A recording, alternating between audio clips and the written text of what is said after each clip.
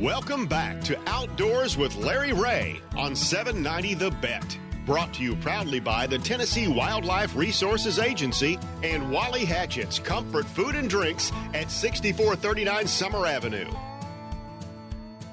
Hey, welcome back to Outdoors with Larry Ray. I don't know how many times I've said that over 21 years, but always interesting to have topical subjects. Not that we don't like to have some just some fun and games and good interviews and talk to folks, but this is a subject that we need to talk more about, and we're really happy to have, of course, our man Bill Cooksey as the co-host of today's show, and Mike Butler he's the Chief Executive Officer of the Tennessee Wildlife Federation. And Mike, let's pick this up again as we discuss what's known as the Return Act, or if you want to get technical, H.R. 8167. Lead us into this segment, Mike. Sure, Larry. Just real quick, I think it's important to touch on what this act actually does. And we talked last segment about that PR and Pittman Robertson Dingle Johnson generated last year $1.5 billion for wildlife and fish restoration and management that is done through our state wildlife agencies. Tennessee received about $39 million in its apportionment. What the bill would do, it would cap the total money generated roughly by those two bills, or at least pieces of those, at $800 million. And so from our basic analysis, you're looking at possibly right at about half of a 50% cut in funding. Wow. But one of the more insidious things that this bill does is it does away with the sub-accounts in these bills that allow for the money to go towards wildlife restoration for things that are hunted and fished, and puts it in a much more broader category called species of concern. Yes, yeah. Which species of concern are something that are important to all of us. We advocate for that. We're advocating for a separate funding source for them. But to derail funding that is earmarked towards things where you have a user pays model through sportsmen into something that isn't that is very, very problematic. And so not only would you see a huge cut to wildlife agencies, you would see a significant impact on our public lands and on our habitat programs and public waters, which we would feel, sportsmen, hunters, and anglers would feel right out of the gate. And if y'all didn't get the segment earlier and wasn't listening or missed it when we were talking to Mike and Bill, some of the things that could be affected by this bill, I thought about hunter education. No doubt. That is near and dear to my heart, and dear to a lot of people. That would be affected. So we're not just talking about land management or other things. We're talking about one-on-one things could affect kids even learning how to hunt right or whatever. Well, Larry, when you take 40% of a budget away, wow, yeah, that's not only going to impact the things that part of the budget used to pay for. Yes. The things it didn't pay for will now be impacted, and they're going to scurry to find other revenue sources to try to just make ends meet. And hunters and fishermen are going to lose their spot at the table in conservation decisions. That's another great fear in this sort of this kind of concept. People do not realize we have a seat at the table in a lot of places because of the money we put into conservation, or at least that's my take. Mike? 100% agree. And then we think back to 1937. Of course, I wasn't around then, folks. You may think I was. Okay, let's turn the numbers around a little bit, but I'm not far off from that. And I can remember the great Nash Buckingham, the first outdoor editor at the Commercial Appeal, a founder of Ducks Unlimited and so many other organizations. He was involved in one of our founders. Yes, one of your founders.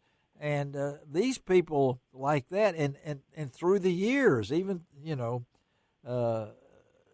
would be rolling over their graves right now. Well, that's a great point. A lot of people don't realize that this excise tax, was pushed by sportsmen. It did not come as an idea from Congress or from anti-hunters. This was hunters and later anglers who said, hey, this is a way we can fund conservation. Let's do this. Yeah. And Congress listened, and to people like Nash Buckingham and Ding Darling. And yes. Here we are. And we have recovered wildlife populations because, believe it or not, in the 30s, it was a whole coming lot off Depression and Franklin. Than it is today. Franklin Roosevelt in those days. And Larry, it is not an understatement what I'm about to say. Okay. This sounds like it's hyperbole or it's overstating the case, but it's not. These pieces of legislation that we're talking about and the money they have generated since 37 have been the fuel behind the most successful model for wildlife management that humankind has ever developed and implemented. Amen. Yes. Well said. It is as there's as much foresight in that as in our founders when they wrote the Second Amendment. Yeah. I mean, to me, it is on that kind of level. Well, that's why, folks. That's why, folks. We need, as Mike says in his press release. So, what do we do, Mike? I mean, what's the next step for those of us that need to voice right now? The silent majority needs to not be silent anymore. So, sure, Larry. That's a great way to say it. If you go to our website, tnwf.org. That's TN for Tennessee, WF for Wildlife Federation.org. You look under current issues and you're going to find this item. And there's I'm going to send you the link so you can put it up. But there's a page where you can read about the issue and you can take action. Yes, yeah.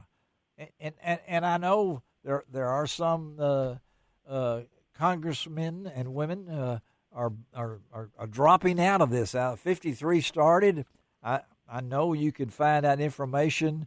I'm not going to list them here, but there are 3 from Tennessee that's on that list. There's one from North Mississippi. Let's list them. Well, we'll list them then because when I looked it up, and I'm very interested in this, Tim Butler-pt out of Knox County, the former mayor of Knox County. Of course, that's East Tennessee. And Scott Desjarlais out of also Sherwood, Tennessee, East Tennessee. He's has an A rating by the NRA according to his website. Okay, he won't. I'm just telling you. Don't jump in there yet. Okay. And Diana Harshberger out of Kingsport. She is a pharmacist over there. And then right in our area here that may be listening this morning in North Mississippi is Trent Kelly out of the Tupelo area, Saltillo, who was a U.S. Army Major General. That's just 4 of the people that I found out that are the original co-sponsors of this. And so I'm interested to see what and there's others throughout the nation. And Bill had the guy from Colorado talking about it, and Wyoming, and all out west. But I know this put a burr in me, Bill. I don't know. I don't have too many burrs other than the radiation I'm taking right now. But this is... Yeah, I encourage folks, get on that TWF site, look it up where Mike just told you. And the thing is, as sportsmen or whatever you are as a stakeholder in whatever you care about, but in this case, it's hunters. Yes. If you're a hunter and you don't take some action and reach out to these folks and let them know, hey, this is bad. Yeah. And I am a Tennessean, and this is bad for Tennessee sportsmen, and it's bad for Tennessee gun owners, then the silent majority is a useless thing. Yes. Yeah. Okay? Yeah. If you don't make your voice heard, you are not helping anything, and we're going to get what we get. And not only do we need to defeat this and push this bill back and knock it down, we need to make sure they realize for 85 years this hadn't been an issue, and it shouldn't be right now. It never has been. Yeah. Never bring this up again. Yes. And our wildlife resources deserve better. Well, I like what you said on the end of your podcast. I don't know if it's you or Bill, but if it ain't broke, don't fix it. Okay? All right? Yeah. I thought that was pretty cool that you ended it like that. But when I looked at this, Mike, and I checked out other organizations that are really jumping on this, I was really pleased that there are some proactive, that are folks are coming. Backcountry Hunters and Anglers, another group in here I saw that was part of this thing, is we got to speak up right now. So go to that website, and you can find out the information how to. I have friends and political friends, believe it or not, folks. I know some politicians, okay? And their name is not on this list, but they still have some clout, right, Mike? I mean, we need to get those folks heavily involved in this, particularly in Shelby and Fayette County and Tipton County and all those around us. But time is short. I mean, we don't want to let this thing drag out and keep going. I don't know. That 53 may be down to 3 before long. I don't know. Well, 4 have already dropped off, Larry. And, there you go. And we have some indication that we're reaching out, and we need to sustain pressure. Yes. And let all the different congressmen that represent Tennessee know that this is not going to float in our state. And so I would encourage everybody to get online, let your voice be heard. We make it very easy to do so, and I'm going to send you the link.